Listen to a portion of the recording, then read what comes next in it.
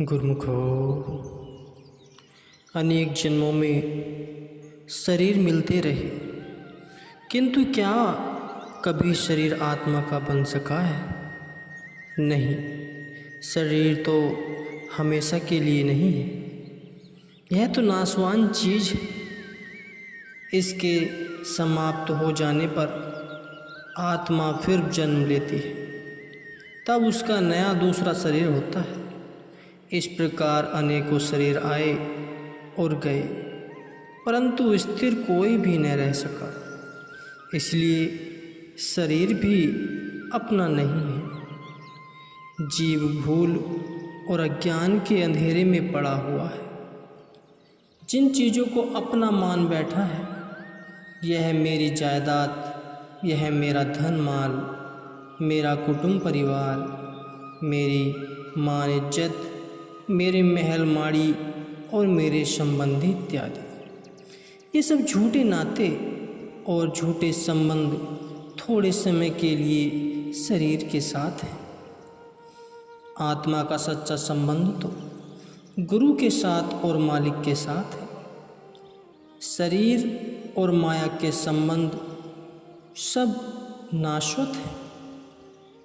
ये न अपने बने हैं, न ही हो सकेंगे, क्योंकि ये न तो स्थायी हैं और न ही रहेंगे। ये सब शारीरिक नाते हैं। शरीर कपड़े के समान है। जिस प्रकार कपड़ा मैला और पुराना हो जाने पर शरीर से उतार कर फेंक दिया जाता है, उसी प्रकार यह शरीर भी एक दिन खत्म हो जाने वाला है। इसका आत्मा के साथ स्थायी संबंध नहीं है। जिस तरह आत्मा और शरीर का संबंध नाता हमेशा के लिए नहीं है, उसी तरह माया और माया के पदार्थ भी हमेशा रहने वाले नहीं हैं। एक न एक दिन ये नष्ट हो जाने वाले हैं। परंतु अज्ञान का मारा जीव इनको अपना मान बैठा है और इनमें फंसकर कभी सुख मनाता है, कभी दुख। सब संसार की प्राय ही दशा है। जैसे लोहार के पास सांड सी होती है, वह उसे कभी आग में और कभी पानी में डालता है। वह संडासी कभी गर्म और कभी ठंडी रहती है। वह संडासी जिस तरह एक हालत में नहीं रह सकती, उसी तरह जीव का भी हाल है। जैसे संडासी लोह की छिन पानी छिन आग, ऐसे दुख सुख जागत के। जैसे संडासी लोहे की छिन पानी छिन आग, ऐसे दुख सुख जगत के। सहजो तू मत भाग।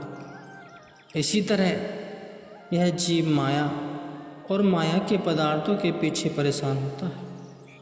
कभी उनके मिल जाने पर सुख मनाता है और फिर उनसे बिछुड़ जाने पर दुख मनाता है। संसार की यही दशा है।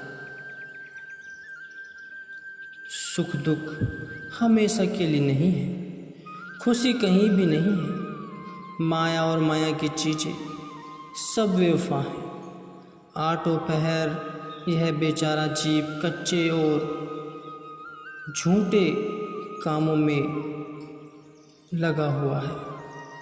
यदि विचार करके देखा जाए तो नाम और भक्ति के अतिरिक्त सब जो भी मायावी धंधे हैं, ये सब कच्चे और झूठे ही हैं। दिन रात कच्चे और झूठे कर्मों में बरतते हुए यह जीव अपनी जिंदगी गुजार रहा है। अपनी असली चीज़ की तो याद ही नहीं है।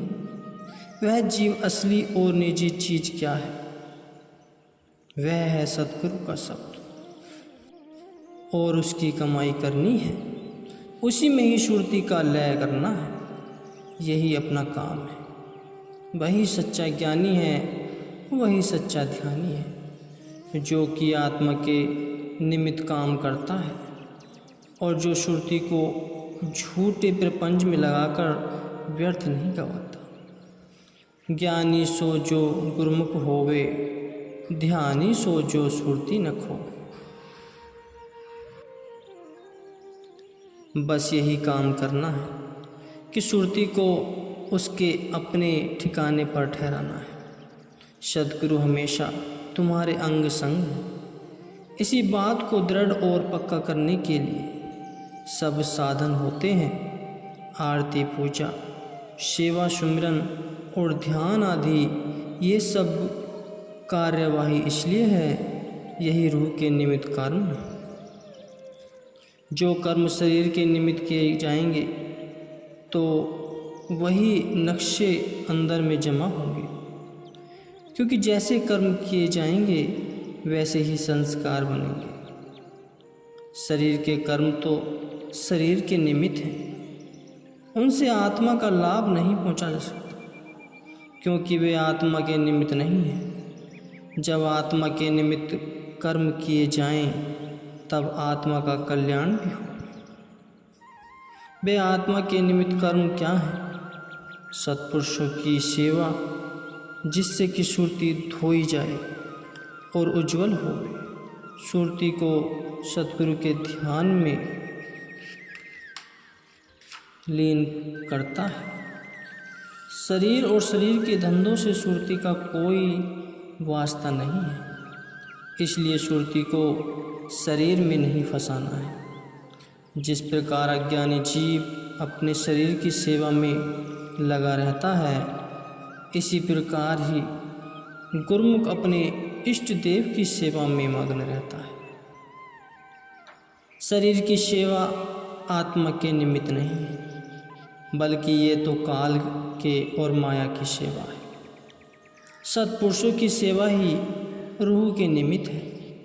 शरीर के निमित्त और रूह के निमित्त किए गए कर्मों का परिणाम अलग अलग है। वह किस तरह है? किस शरीर के निमित्त किए गए कर्मों का फल दुख, अशांति और 84 का चक्कर है, परंतु आत्मा के निमित्त किए गए कर्मों का फल सुख, शांति और आत्मा का परमात्मा से मिलाप है। दोनों में कितना बड़ा अंतर है। अब विचार करो कि यह बात यथार्थ है अथवा नहीं। इसलिए अपने इष्ट देव की सेवा प्रेम के साथ अपनी चीज़ समझ करो। शरीर और नफ्स के कर्म करते अनेक जन्म गुजर चुके, किंतु उनसे आत्मा को भी कोई लाभ नहीं पहुंचा। वे सब तो व्यर्थ और निरर्थक हुए। वे सब अपने नहीं बन सके, क्योंकि बेगानी चीज़ कभी अपनी नहीं हो सकती। यह तो मानो जीव एक तरह से काल और माया की बेगार ढो रहा है। जिस प्रकार बेगारी आदमी को सारा दिन काम पर लगाए रखते हैं, किंतु सायंकाल को उसे खाली हाथ रवाना कर देते हैं, इसी तरह ही शरीर के नफस के कार्य भी सब बेगार ही है। यह काल की बेगार है। क्या चीज़ रूह को शांति देने वाली है? सतगुरु का शब्द और नाम, ध्यान, सुमिरन और सेवा, बाकी सब धोखा ही धोखा है। जितने पदार्थ, माल, जायदाद इत्यादि शरीर के लिए एकत्र किए जाते हैं, वे रूह का साथ नहीं दे सकते। रूह का साथ तो केवल मालिक का नाम ही दे सकता है। यह चर्म दृष्टि है। जो शरीर की दृष्टि है उसे चर्म दृष्टि कहा जाता है। शरीर और नफस के लिए किए जाने वाले सब कर्म चर्म दृष्टि के कर्म हैं। काल और माया से यही चर्म दृष्टि मिलती है, किंतु सद्गुरु जीव को आत्मदृष्टि देते हैं। वे परख वाली आंखें बख्शते हैं।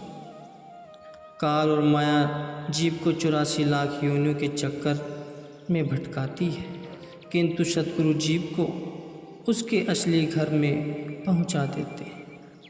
बस यही काम करना है कि अपनी सुरती को झूठे शारीरिक संबंधों से मोड़कर सद्गुरु के शब्द में लीन करना है। यह जीव का वास्तविक कार्य है।